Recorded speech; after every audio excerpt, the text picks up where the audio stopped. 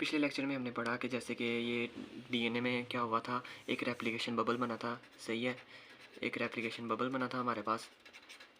उसके अलावा क्या क्या चीज़ें बनी थी हमारे पास, उसके अलावा हेलिकेज़ ने क्या किया था, डीएनए स्ट्रैंड्स को दोनों तरफ से अनवाइंड किया था। इस तरफ से भी हेलिकेज़ ने अनवाइंड किया था, इस तरफ से भी हेलिकेज़ ने अनवाइंड किया था, जिसके नतीजे में हमारे पास दो रेप्लिकेशन फॉर्क बने थे, जो यानी कि दो replication fork by directionally move करते गए आगे की तरफ से।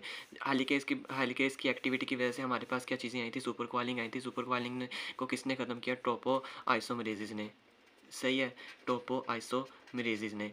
अब हम पढ़ेंगे इलोंगेशन ऑफ डी डीएनए। सही है, अब हम डीएनए रेप्लिकेशन का दूसरा स्टेप पढ़ेंगे, इलोंगेशन। जैसा कि मैंने पहले भी बताया, डीएनए की सिंथेसिस हमेशा होती है फ्रॉम 5 प्राइम टू 3 प्राइम। सही है, अब वो पढ़ते हैं। सबसे पहले क्या होता है डीएनए की इलोंगेशन में, सबसे पहले पहला स्टेप क्या होता है, सेम इसी तरह क्या होएगा, यहाँ भी हेलिकेज आएगा। हेलिकेज दोनों तरफ से इसको डीएनए को अनवाइंड करता जाएगा। सही है, दोनों एंड्स पे। सही है, और इसी तरह डीएनए की जो रेप्लिकेशन है वो बाई डायरेक्शनली मूव करती जाएगी। अब रेप्लिकेशन के पहला स्टेप क्या होता है, सबसे पहले ना हमारी रेप्लिकेशन करवाता कौन है, डीएनए पॉलीमरेज। डीएनए पॉलीमरेज की कौन सी टाइप, डीएनए पॉलीमरेज टाइप 3। सही है, अब डीएनए पॉलीमरेज टाइप 3 खुद ही जाके डायरेक्ट रेप्लिकेशन करवाना शुरू नहीं कर देता। डीएनए पॉलीमरेज टाइप 3 कहता है मुझे कोई इनिशिएट करके दे, उसके बाद मैं सारी डीएनए की रेप्लिकेशन कर दूंगा।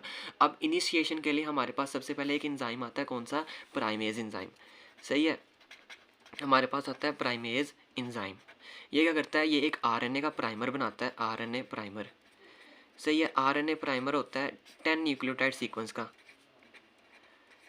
आरएनए प्राइमर 10 न्यूक्लियोटाइड सीक्वेंस का होता है। ये क्या करता है, ये एक इधर आके 10 न्यूक्लियोटाइड का सीक्वेंस आरएनए प्राइमर आके लगेगा। सही है, 10 न्यूक्लियोटाइड, ये भी इसी तरह लगेगा। किस तरह लगेगा, ये भी from 5 prime to 3 prime synthesize होएगा। सही है, और दूसरा ये क्या करेगा, third prime to 5 prime DNA strand को रीड करेगा। सही है, अब ये आरएनए प्राइमर मैं इधर 10 न्यूक्लियोटाइड का सीक्वेंस नहीं ड्रॉ करूंगा, मैं इधर 3 न्यूक्लियोटाइड से शो करूंगा, वो भी कंप्लीमेंट्री। सपोज करें यहाँ पे एडिनिन था तो ये थायमिन होएगा, यहाँ पे गोवानिन था ये साइटोसिन होएगा, यहाँ पे गोवानिन था तो ये साइटोसिन हो जाएगा। सही है, ये भी कंप्लीमेंट्री एक छोटा सा स्टैंड होता है डीएनए का। सही है, पहले ये आरएनए प्राइमर होता है। सही है, ये भी किस तरह बनता है, फ्रॉम 5 प्राइम टू 3 प्राइम। सही है, अब आरएनए प्राइमर के बनने के बाद अब इंजाइम आएगा डीएनए पॉलीमरेज 3। डीएनए पॉलीमरेज 3 अब इनिशिएट किसने करवाया था, आरएनए प्राइमर ने। सही है, रेप्लिकेशन को इनिशिएट किसने करवाया, आरएनए प्राइमर ने, यानी कि डीएनए पॉलीमरेज 3 ने डायरेक्टली जाके रेप्लिकेशन बबल के ऊपर एक्ट नहीं किया। उससे पहले क्या आया, हमारे पास आरएनए प्राइमर आया। आरएनए प्राइमर एक 10 न्यूक्लियोटाइड का सीक्वेंस था जो कि आगे डीएनए पॉलीमरेज को कहेगा कि भाई तू आगे सारा काम कर दे। सही है, अब आपको पता है 3 प्राइम में क्या होता है, OH ग्रुप। सही है, ये जो OH ग्रुप होता है ये एक्सेप्टर होता है फॉर डीएनए पॉलीमरेज 3। तो डीएनए पॉलीमरेज कहता है मुझे 3 प्राइम OH ग्रुप चाहिए of RNA primer for its working. सही है, डीएनए पॉलीमरेज 3 थर्ड एंड पे जो OH ग्रुप लगा है आरएनए प्राइमर का, जब तक उसे वो नहीं मिलेगा तो ये अपना काम नहीं करेगा।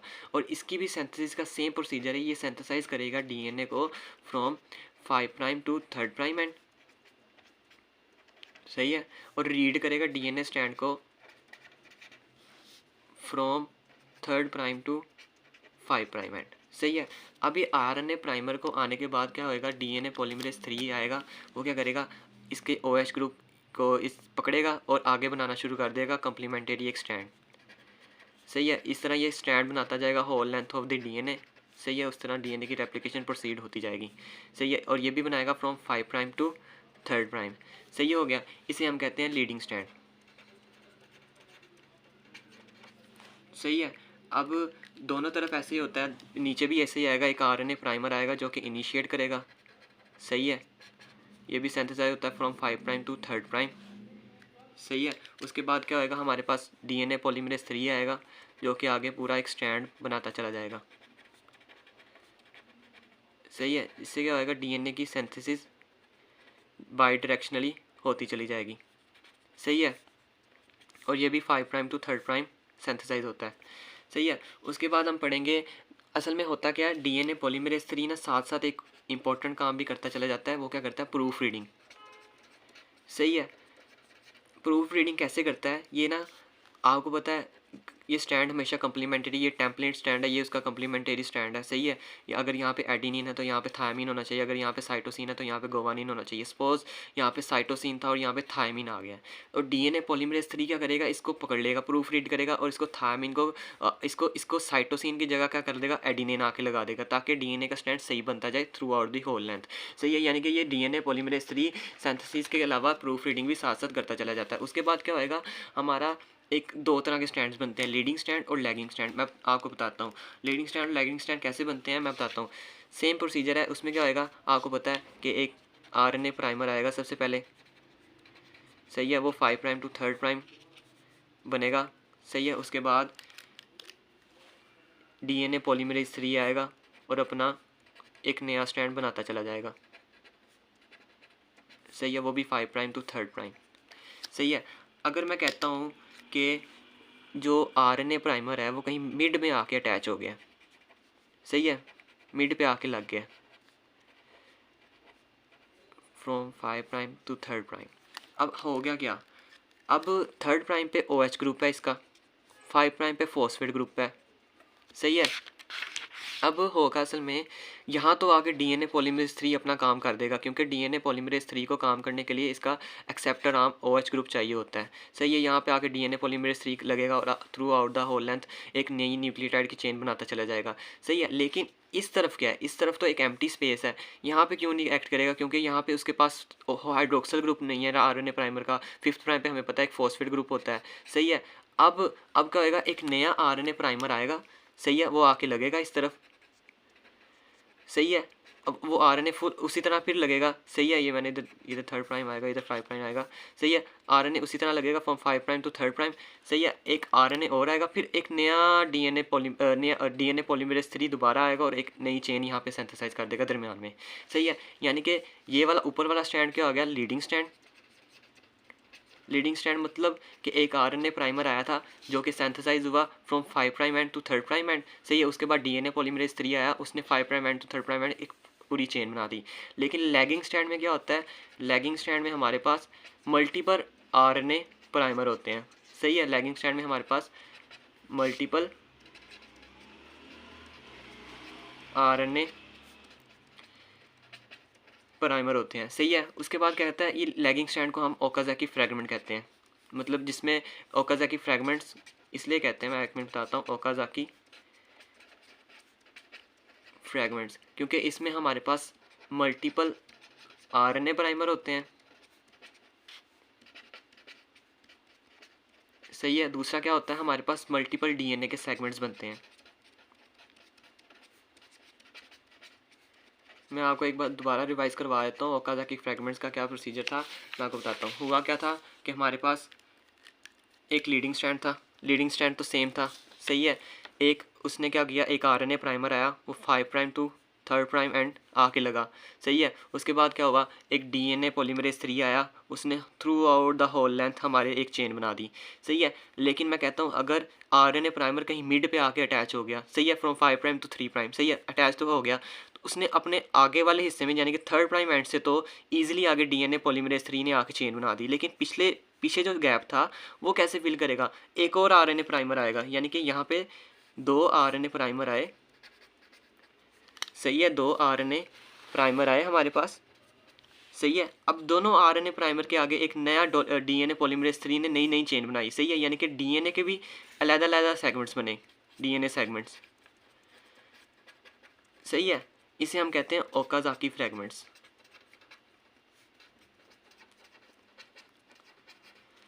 सही है। अब ये हो गया, हमने सिंथेसिस करवा दी। अब होगा क्या, अब आरएनए प्राइमर तो नहीं होता डीएनए में, डीएनए तो डीएनए ही होता है, तो हो गया क्या, मैं दोबारा आपको दिखा के बना के दिखा देता हूँ। ये लीडिंग स्टैंड था जिसमें एक आरएनए प्राइमर आया, सही है। उसके बाद एक डीएनए पॉलीमरेज 3 ने throughout the whole length, throughout the whole chain एक न्यू कम्प्लीमेंट्री चेन बना दी, सही है। चेन बनाने का तरीका आपको पता है, अगर यहाँ पे एडिनिन था तो यहाँ पे थायमिन, अगर यहाँ पे गोवानिन था तो यहाँ पे साइटोसिन, सही है। और एडिनिन थायमिन के दरमियान 2 डबल बॉन्ड होते हैं और गोवानिन और साइटोसिन के दरमियान 3 डबल बॉन्ड होते हैं, सही है। और सिंथेसाइज किस तरह होता है, from 5 prime to third prime. RNA primer भी from 5 prime to third prime synthesize होएगा, यानी कि यहाँ पे डीएनए का एक्सटेंड यहाँ पे अगर थर्ड प्राइम है तो यहाँ पे 5 प्राइम होएगा, अगर एंड पे 5th प्राइम है तो यहाँ पे थर्ड प्राइम होएगा। सही है, और सिंथेसिस यानी कि 5 prime to third prime proceed होती रहती है। सही है, और ये था लीडिंग स्ट्रैंड, ये था लीडिंग स्ट्रैंड। अब मैंने लैगिंग स्ट्रैंड में क्या पढ़ाया था, मैंने कहा था आरएनए प्राइमर। सही है, एक आरएनए प्राइमर नहीं होता, काफ़ी ज़्यादा आरएनए प्राइमर होते हैं। सही है, एक यहाँ भी मैं दिखा देता हूँ।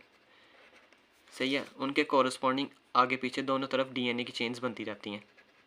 सही है, यानी कि डीएनए की सिंथेसिस जो है हमेशा आरएनए प्राइमर से, डीएनए पॉलीमरेज 3 आरएनए प्राइमर के आगे काम करेगा, पीछे नहीं काम करता, क्योंकि उसको थर्ड प्राइम एंड पे एक हाइड्रोक्सिल ग्रुप चाहिए होता है। सही है,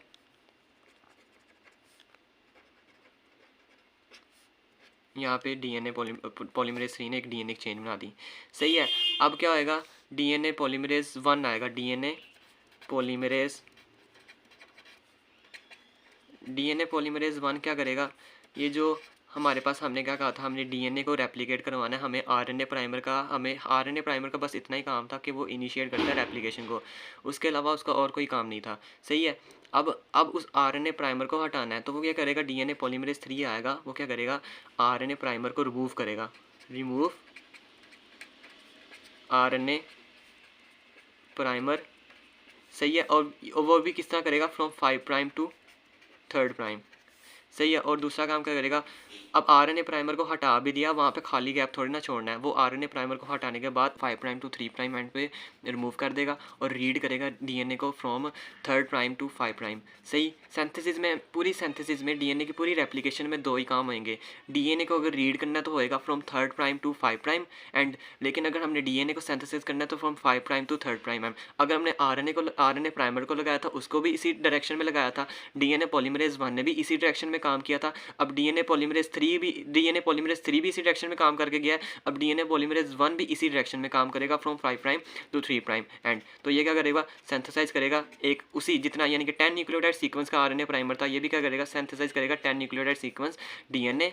सही है, सिंथेसाइज डीएनए, और किस डायरेक्शन में करेगा, from 5 prime to third prime. सही है, अब ये क्या करेगा, अब इसने आरएनए प्राइमर को हटा दिया। अब मैं सपोज करें, मैं यहाँ पे दिखाता हूँ कि जहाँ पे ये तो डीएनए पॉलीमरेज 3 का जो चेन बना के गया, ये तो वो वाली थी ना सारी। सही है, ये कम्प्लीमेंटरी चेन है। अब यहाँ पे क्या था, आरएनए प्राइमर था। सही है, अब आरएनए प्राइमर नहीं है यहाँ पे, अब ये खाली जगह थोड़ी ना छोड़नी है यहाँ पे हमने।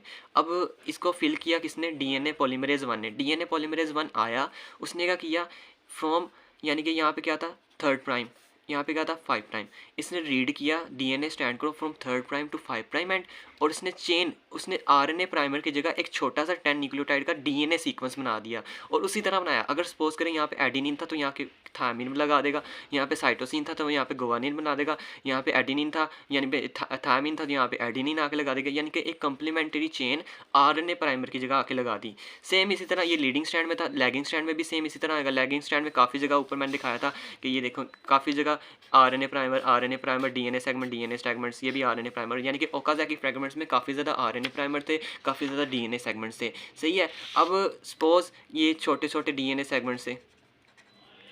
सही है, अब ये छोटे छोटे डीएनए सेगमेंट से, अब यहाँ पे आरएनए प्राइमर था, डीएनए पॉलीमरेज 1 आया, उसने आरएनए प्राइमर को हटा दिया। सही है, अब आरएनए प्राइमर को हटाने के बाद उसने सेम ऊपर जैसे उसने लीडिंग स्ट्रैंड में काम किया, सेम उसी तरह काम करेगा। वो क्या करेगा, सिंथेसाइज करेगा 10 nucleotide sequence. RNA primer 10 nucleotide sequence का था, ऑब्वियसली ये भी एक 10 न्यूक्लियोटाइड सीक्वेंस की एक चेन छोटी सी सिंथेसाइज करेगा। सही है, अब ये सिंथेसाइज करने के बाद आपने नोटिस किया डीएनए की पूरी चेन बन चुकी है, लेकिन उसमें थोड़ी थोड़ी सेपरेशंस हैं। सेपरेशन कहाँ पे है, जहाँ पे आरएनए प्राइमर और जहाँ पे बाकी डीएनए की चेन थी। सही है, अब ये सेपरेशंस हैं, थोड़ी थोड़ी ये गैप्स हैं।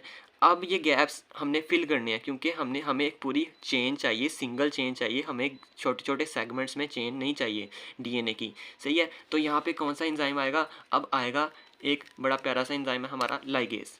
लाइगेज क्या करेगा, लाइगेज करेगा, फ्यूज़ करेगा डीएनए को, fuse ends of DNA together. सही है, अब ये लाइगेज इन छोटे-छोटे गैप्स को फ़िल करेगा, यहाँ पे आके लग जाएगा, यहाँ पे आके लग जाएगा और यहाँ पे आके लग जाएगा और यहाँ पे आके लग जाएगा। अब इन गैप्स को आपस में फ़िल कर देगा। इससे क्या होएगा, हमें एक पूरी डीएनए की रेप्लिकेशन एक चेन मिल गई है, सही है।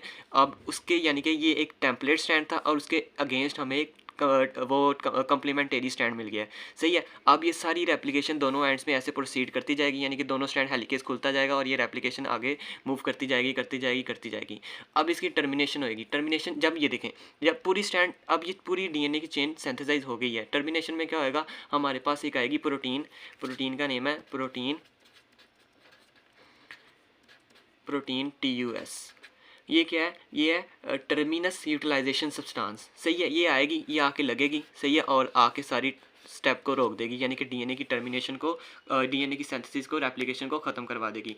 अब प्रोकैरियोट्स की रेप्लिकेशन में इतना ही था। अब हम आगे पढ़ेंगे यूकैरियोट में डीएनए की रेप्लिकेशन, उसमें भी सेम यही स्टेप्स हैं, बस उसमें थोड़े से एंजाइम्स के नेम डिफरेंट हैं। बाकी हम पढ़ते हैं अगले लेक्चर में।